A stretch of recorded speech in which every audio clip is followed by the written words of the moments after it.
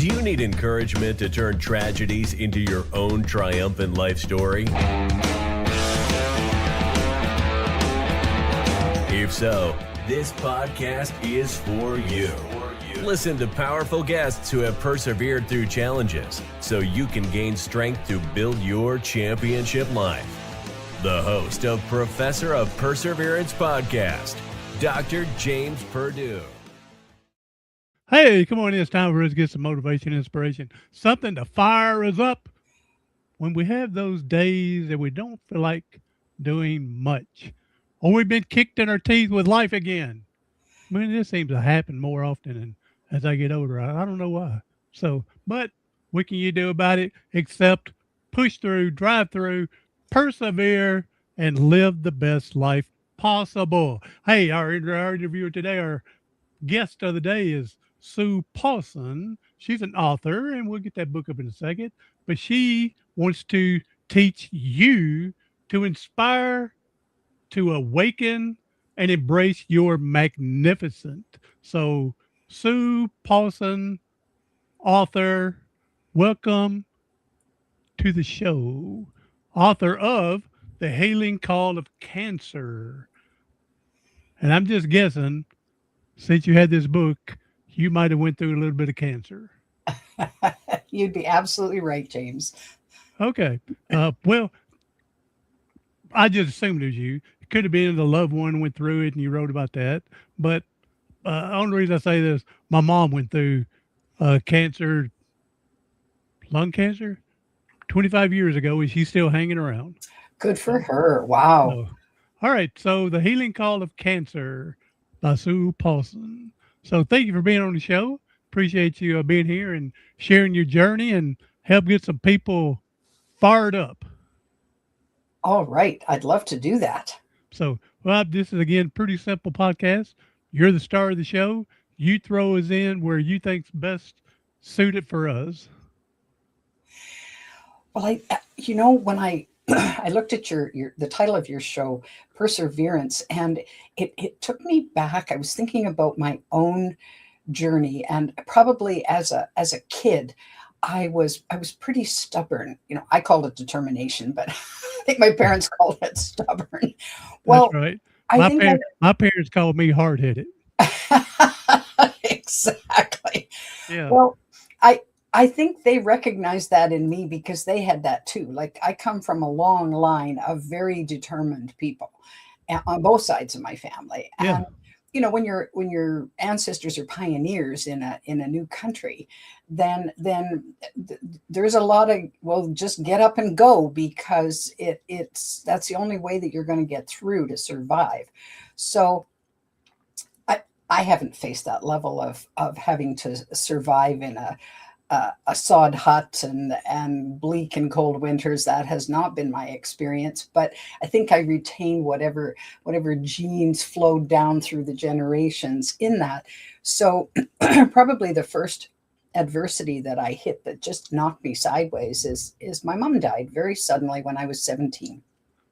Well, as most moms are, she was the kind of the linchpin of our family, and it was as if our whole family both exploded and imploded all at the same time.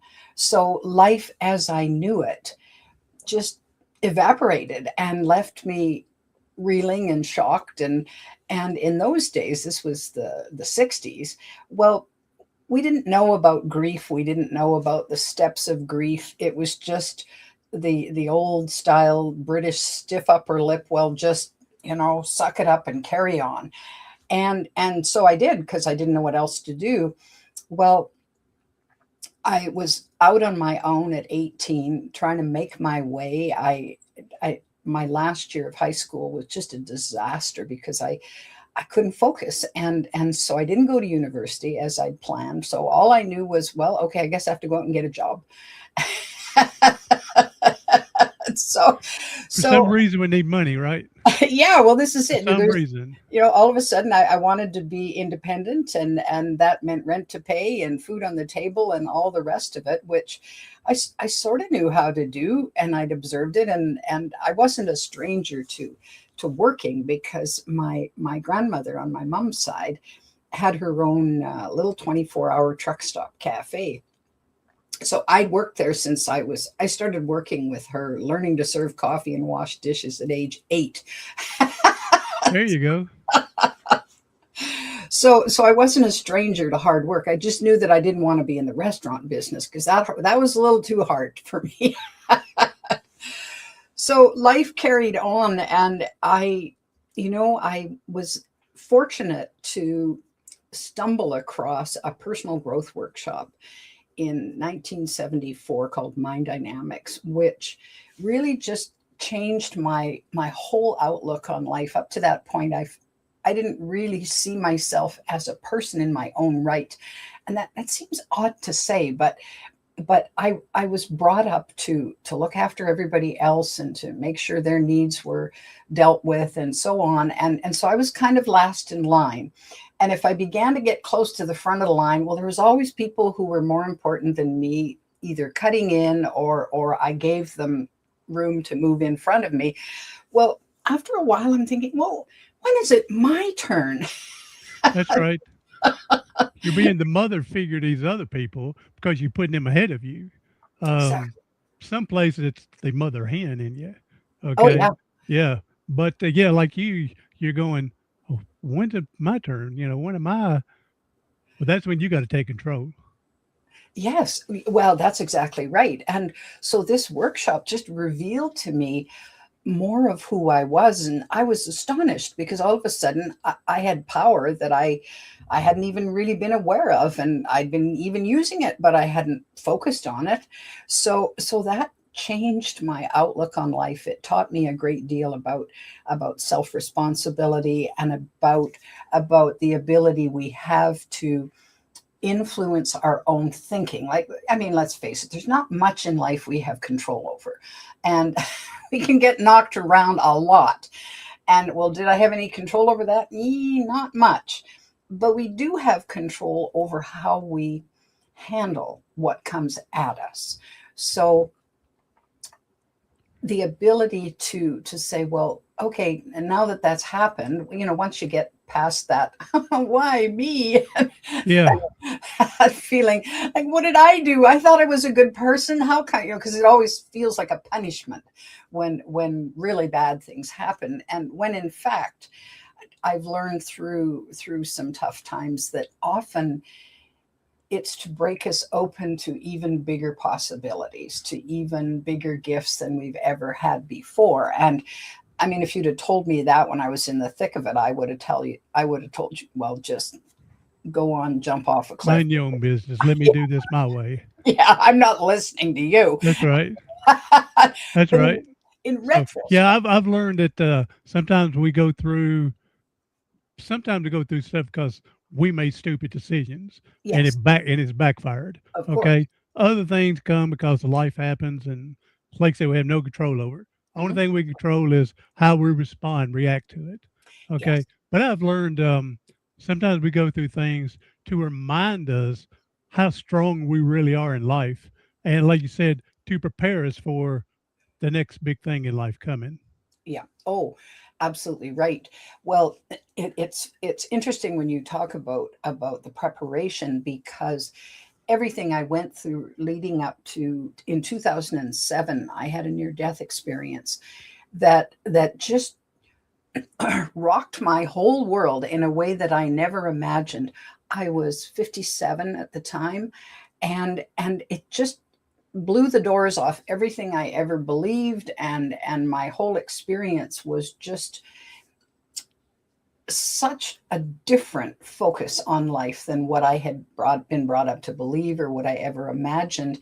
And so I had to think about that. It took me back. And of course, you know, when a person crosses over to the other side, and I've read other people's accounts of being in heaven or the other side or the great beyond or whatever anybody wants to call it. Well, it's pretty phenomenal. There's no question. I mean, where we're going is pretty amazing. Mm-hmm. Uh-huh. So this sense of unconditional love and total acceptance and this just there you are and it's glorious. Well, you can imagine I was kind of mad when I came back to planet Earth, because it was a little bit like being voted out of paradise. And Yeah. I thought, well, come on now. And even though on one level I knew that I wasn't done, that I was meant to be here, that there was something that was incomplete or a purpose that I was meant for, I still was mad because Oh on yeah, I can see that. You're going, you show me this, but I get this. hmm Yeah, yeah, hmm yeah. pretty much. So, but in a very odd kind of way, it was preparation for the cancer diagnosis I got 4 years after that. Hmm. And because, of course, I mean, a cancer diagnosis for most people, and it certainly was for me, was a very terror-filled experience. Oh yeah, And the just hearing the C word, people freak out, and exactly. and there's plenty of reasons why. You hmm know that C word is so terrifying. Yeah. Oh, absolutely. And so I was no different than most people. The why me, and feeling very victimized, and what did I do wrong, and I'm thinking all kinds of, like, I want to think my way out of this, but there's no thinking my way out of it. It's here, it's a reality. And eventually, when I calmed down a little bit and I wasn't quite so traumatized by just the idea of it and the diagnosis, then the question filtered through my mind, well, Sue, why not you? And I'm, okay, why not me? Well, and I thought about it, and I thought, I am probably more equipped than most people because of the personal growth work I'd done, because of the experience that I had had, and from the great beyond, knowing that death was nothing to fear. And so I'm going, oh, okay, well, and so then I did a shift in my thinking and my approach. And I thought, well, I have all the tools at my disposal. I've been essentially, even though I didn't know I was training for it for years and years, I was. So Training for this marathon of your life. yeah, absolutely. So I realized that this was sort of after the fact, that we come into any adversity with all kinds of power tools that we're kind of hardwired for. And I don't you can't measure them, but they're there. And so determination was one of them. And Hmm. so, I didn't know if cancer was going to take me out, but I was determined to figure out how to move through it and come out the other side. I thought, well, I have no knowledge of whether I'm going to live or die as a result of this experience, but I might as well decide, well, I'm living right in this moment, and so I'll just keep living the next moment and the next moment, and then we'll see. So determination was a big deal, and of course, any kind of adversity requires a great deal of courage. Oh yes. And and, and there was lots of times when I borrowed somebody else's because I didn't have enough. But it's those small acts of bravery. I can get through this minute. I can get through this minute. I can get through this minute. And of course, if you add to that equation another power tool, the power tool of hope, I hope I can. I hope again, like that The old little story. engine it could. I'm just going to say, I think I can. I think I can. I think I Yeah, can. yeah. So there's that hope, right? And then, of course, faith is the fourth power tool that I realized that I had. Well, and it doesn't necessarily have to have a religious connotation, although it could. If you have faith in a higher power or God or whatever you want to call that, then that's brilliant. And you can have faith in yourself. You can have faith in your destiny. There's lots of ways that you can bring faith into the picture. That I have faith that I'm strong enough to move through this. And so without even realizing it, I didn't even think or understand about these power tools until I was reading, until I wrote the book.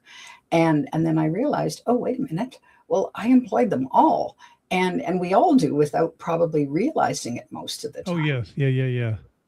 It becomes so automatic now in most places. Your thinking, your ways, again, mindset becomes pretty much automatic, Hmm. unless you sit there and fixate and think about it. But Yeah. yeah, Yes. or you're not doing something and somebody says, you may want to try a little bit of faith, then they may, or do you have hope? And then he put that in your head. But Yeah. most of it's automatic. It's Yeah. in us. Yeah. Sure. Yeah. Absolutely. I had a cancer scare that I was told I had colon cancer. Hmm. And from one test said it, and second test confirmed something. And so I'm getting ready to go do stuff. One man stopped me one time. I was in the store. I forgot what was brought up, and I said something. I don't know how I came up with. I talked about the cancer thing going on, Hmm. and he says, "Man, I don't know if I could be as happy as you are thinking I got cancer." I said, "Man, I feel like, and these are the people you can tell, and not to say religious or spiritual, but faith, have Yeah. faith. Okay, here's how you can tell when someone." I go, "Hey, man, I feel like I'm in a win-win situation.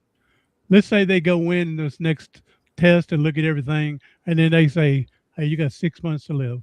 Hey, that Hmm. gives me 6 months to go to all my loved ones to tell them how much I love them, thank them for everything they've done for me, go to friends, strangers that are in my life briefly, and thank. That gives me plenty." I said, "But if they go, hey, everything's taken care of. You got 20 more years. Well, that gives me 20 years to tell everybody I love them. Thank you for everything you're doing." So I'm in a win-win situation. And he Exactly. goes, "I couldn't do it." That's what the other guy said. I couldn't do it. So Interesting.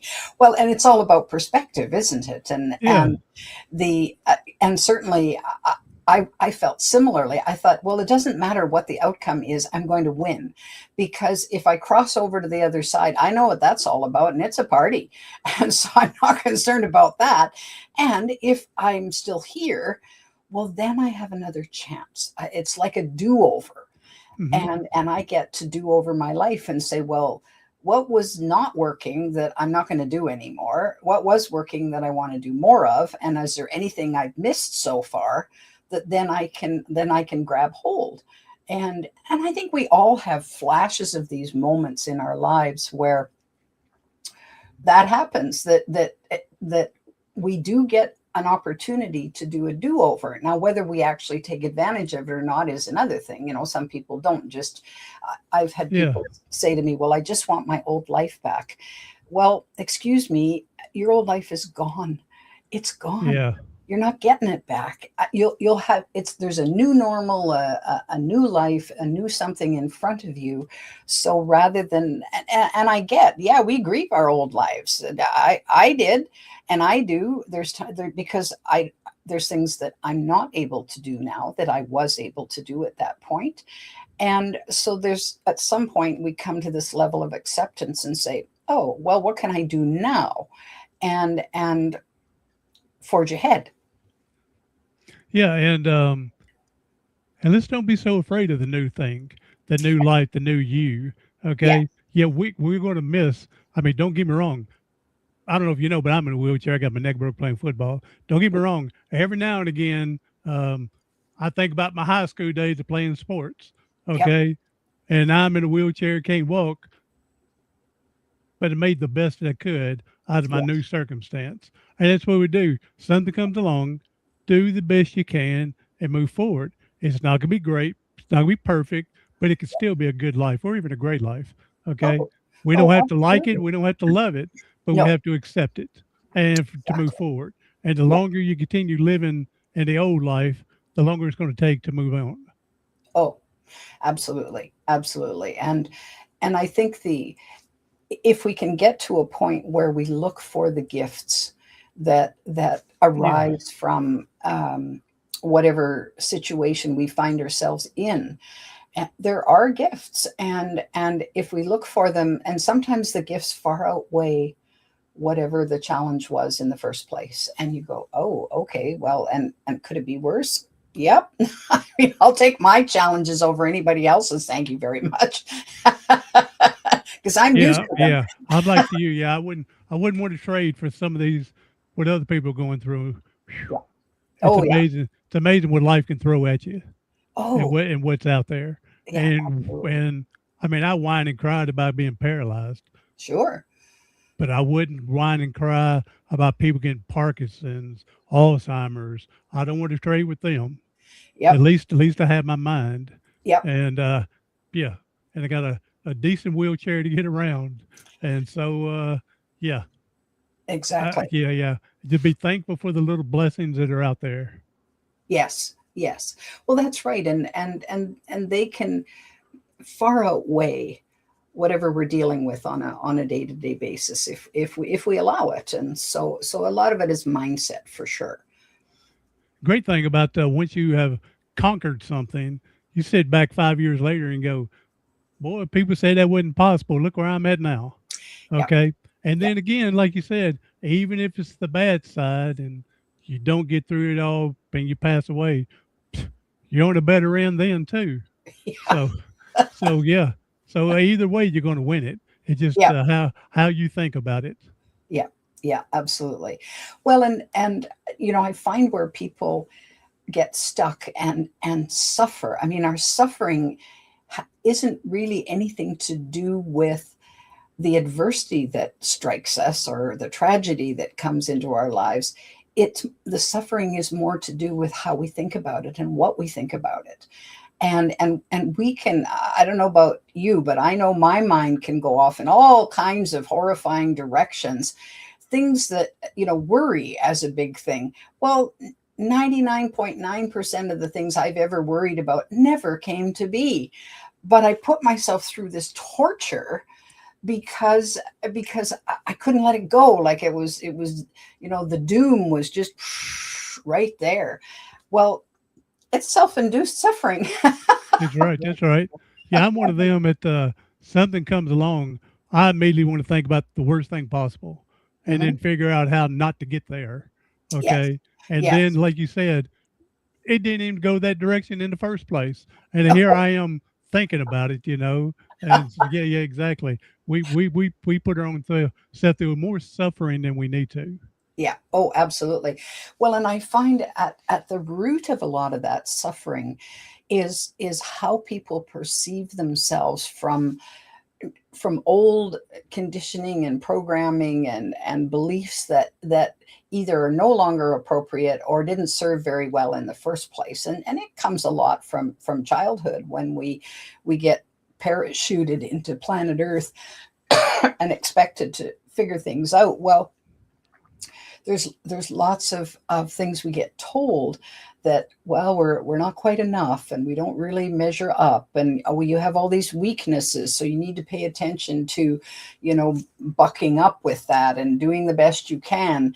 And so oftentimes, I know I grew up with this sense of, well, I haven't improved enough. If I just took one more class or practiced more or did some more of this and on, it would be enough. But it was never enough. And I couldn't. I thought, why? I see other people succeeding in areas that I thought I wanted to succeed. Well, why am I not? Like, what is wrong with me? So of course we become our own self-improvement projects and our own fix-it projects, as if we're damaged and broken.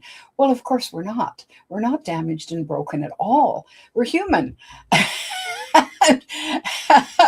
So it requires, I find, a shift in mindset. And one of the biggest blessings that came out of not only my near-death experience but the cancer experience was to come to a place where I felt and I knew the magnificence of all of us, that we come in magnificent. But in order to have this human experience, well, we need to kind of forget that we're really that powerful. Because how can you have a contrasting world if you think, well, everything's okay? Well, then what's the point? And so we come in to grow. And so in growing, sometimes we start from these awkward places or not enough places. Well, I think now it's time to remember. It's time to remember, because if you knew at this juncture in your life that you are magnificent and you have inside you the power to choose whatever is going to, float your boat or work for you, or give you the biggest delight in life, what would you do? What would you do with that? How would you provide meaning in your life as a result of believing in that? You were mentioning about how you were looking at other people's success and you're going, I'm working just as hard and everything. You think that's a big problem in life? We judge ourselves comparing to other people Mm. instead of us just focusing on ourselves, forget what Billy Bob Sue and everybody else is doing, and just make your life and set the example. Let them look at you. But Oh. yeah, but we all, and I'm bad about it too. I look Mhm. at the other guy in the wheelchair. I wish I could push my chair better, as good as him, Yeah. or I wish that I could better. And it just, but instead of, like I said, focusing on what we need to do to improve, instead, because what's working for them don't mean it's going to work for us anyway. But Well, yeah, we get tied up too much in keeping up with the Joneses, yeah, comparing ourselves with them, exactly. and just better ourselves and keep our family healthy. Oh, absolutely. Well, because realistically, when we talk about, we know that each of us is unique. There is not another person on the planet exactly identical to James or exactly identical to Sue. We're all as different as snowflakes. So to compare ourselves, well, this one's better, this one's worse, they're better than me, I'm not as good as, it's pointless, because you have no idea what their journey is and what they come in with. Well, they're wired differently than you are, and so comparison is a slippery, it's a bad road to go down as far as Oh I'm yes, oh yeah. But that's one of our mistakes in us, sinful pride with us, whatever it is. But yeah, we need to more just worry about ourselves. Yeah, And exactly. then, I mean, not to say you don't worry about your family and everything, but I'm talking about don't judge yourself to compare to others.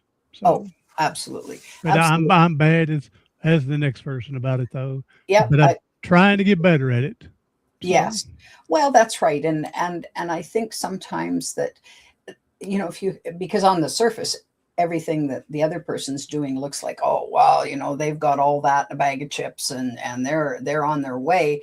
You don't know what their behind the doors life is like. it, yeah, it we don't could know be. what 20 years ago was for them Yeah, to get where they're at.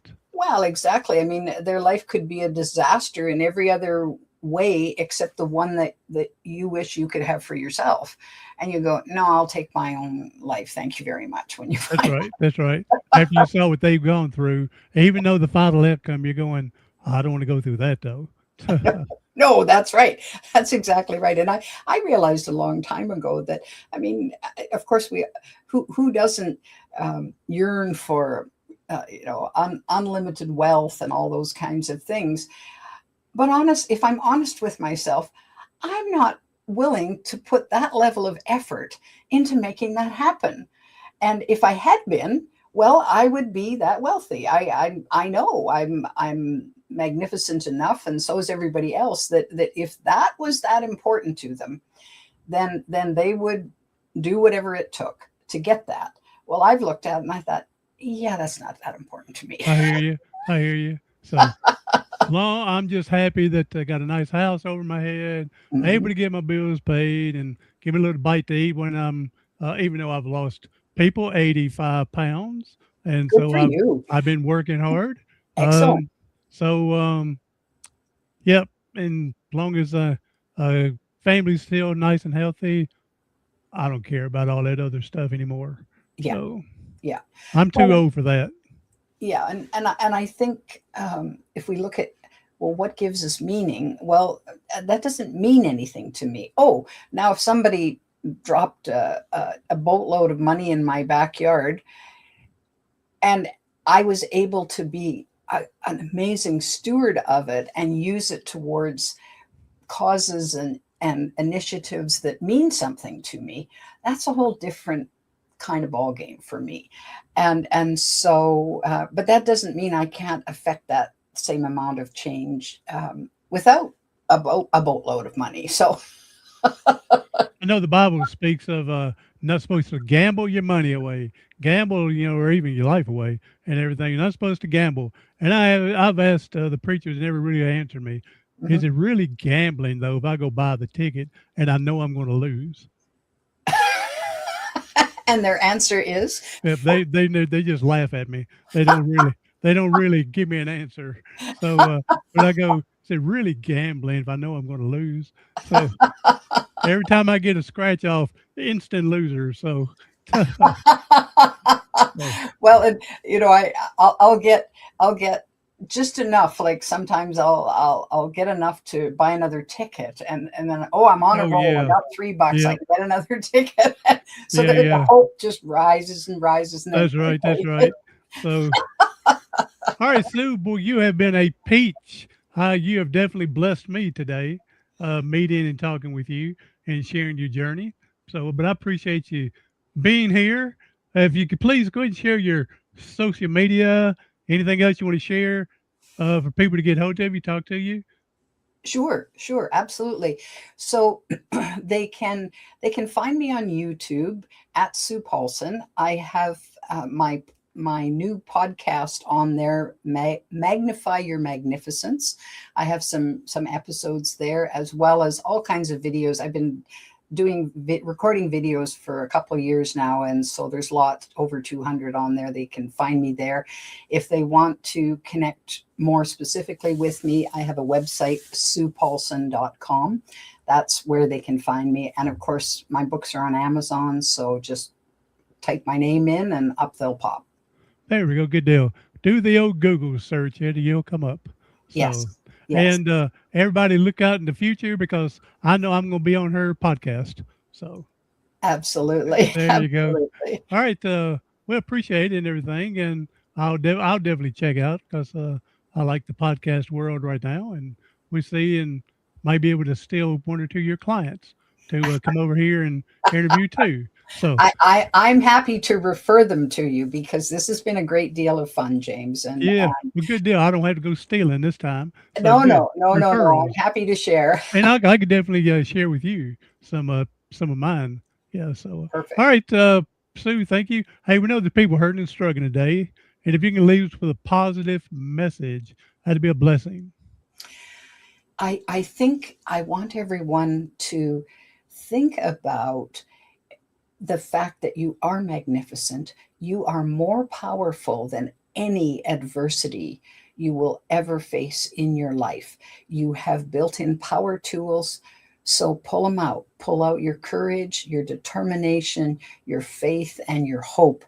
And that's going to take you a long way towards whatever you most want in life and really enhance magnificent you. Amen, sister. Well, I appreciate you being here, but you're like I said, in the South down here again, you've been a peach. So Thank you really so much. enjoyed meeting you and going from there. You may be one of them that I come back to in 6 or 8 months and we see how life's treating you. So, That'd be wonderful. I look forward to it. all right. Thank you. Hey, everybody else, share us out with someone else you know can use a little bit of pick me up. I'm Dr. James Purdue, the professor of perseverance. Do something today, tomorrow, something next week that's going to help you persevere past your paralysis.